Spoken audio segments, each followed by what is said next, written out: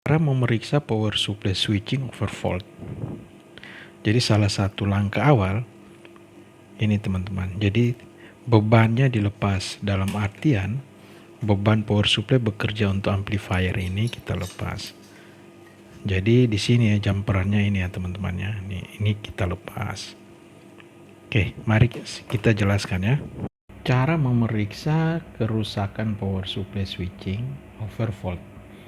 Ini paling sering terjadi teman-teman. Ini sering terjadi pada polytron speaker aktif ya. Sebenarnya rusaknya sederhana teman-teman. Jadi dia over voltage, itu artinya tegangan outputnya melebihi dari seharusnya, dari desain pabriknya. Jadi langkah pertama jelas kita harus cek tegangan outputnya.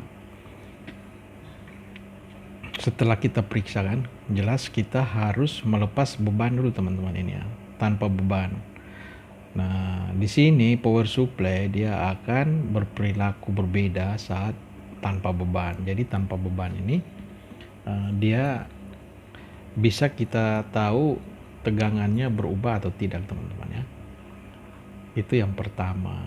Jadi yang kedua, nah ini sering banyak pertanyaan ini ya. Periksa optocoupler teman-teman karena dia feedback. Dia umpan balik ke sirkuit primer ya. Ini. Dari sekunder ke primer. Jadi teman-teman jarang itu orang menganalisa si optocoupler ini.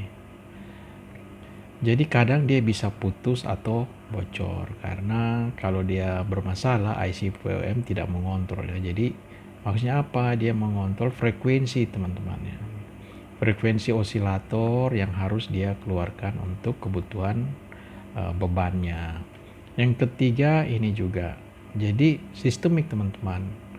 Ini WL431 atau TL ya, bisa juga WL, ada KA, ya ini sama teman-teman.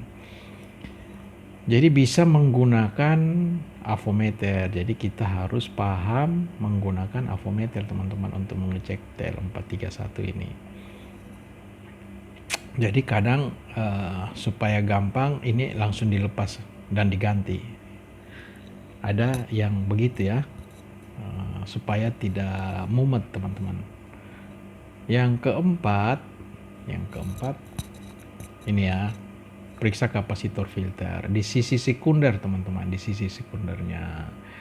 Jadi biasanya ada gelembung atau cairan ya, tinggal pakai ESR meter ini diukur ya. Kalau kapasitasnya kurang tinggal diganti. Jadi gampang saja teman-teman ya kalau overvolt. Jadi kebanyakan pada polytron ya, speaker aktif.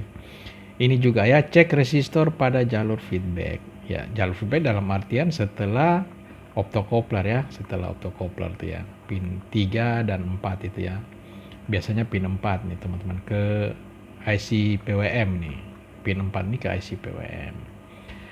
Kemudian yang keenam, periksa IC PWM itu sendiri. Nah, jadi IC PWM ini penting juga teman-teman, harus diperiksa lagi. Jadi pekerjaannya bertahap ya. Jadi solusinya ya diganti saja tuh ya kalau kita mencurigai kerusakan. Periksa MOSFET, ini bisa juga teman-teman. MOSFET-nya dia bocor, dalam artian bocor ini tidak short, dia kadang bagus, kadang tidak ya. Ya bisa diganti saja. Yang kedelapan ini ya. Yang kedelapan, periksa dioda zener proteksi. Kadang di bagian sekunder itu ada dioda zener ya, tapi kadang ada juga tidak. Ini tergantung desainnya, Ya, kesimpulannya ini ya teman-teman ya. Bisa dibaca di sini. Jadi pengecekannya harus bertahap, ya kan? Kadang orang langsung mengganti optocoupler kan, langsung ganti TL431 gitu kan. Nah, ini kan boros biaya teman-teman. Ada juga langsung ganti IC PWM dan MOSFET. Jadi keempat komponen ini langsung diganti. Dia berharap langsung jadi. Ternyata setelah diganti masih tetap juga. Oke, semoga bermanfaat.